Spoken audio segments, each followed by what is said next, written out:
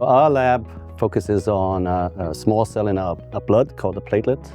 And platelets are very important to prevent blood loss after, let's say, mechanical trauma. So these cells, they find these areas of injury, and then they form what could be called like a Band-Aid from within. And so they form this Band-Aid and prevent blood loss into the tissue. And so we are interested to understand how these cells work and what goes wrong when they are working not well enough or when they're working too good. Because not well enough means bleeding, and too much activity means thrombotic complications like heart attack or stroke. Yes, a couple of years ago we did a study where we looked at why in patients that have platelets in sufficient numbers but platelets that are dysfunctional, why platelet transfusion is not quite as successful in them.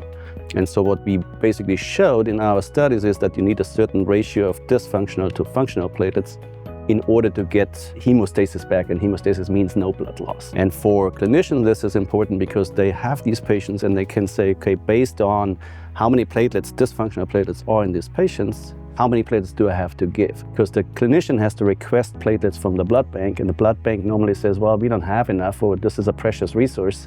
You don't need more than 1 platelet concentrate.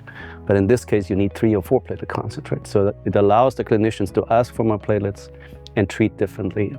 But we didn't stop there. What we're doing right now is basically going to the next step and saying, how can we pair up platelet transfusion therapy with other hemostatic agents, and what is the best cocktail of treatments that these patients can receive? And what's special about UNC is there's also what's called the UNC Blood Research Center. And the Blood Research Center has a huge tradition in bleeding disorders. It goes back to the 1950s. When they were the first ones understanding why hemophilia, what's the underlying cause of hemophilia, another bleeding complication. So together we can think of what are the next treatment options, what are the next therapies that we could come up with in order to help patients better.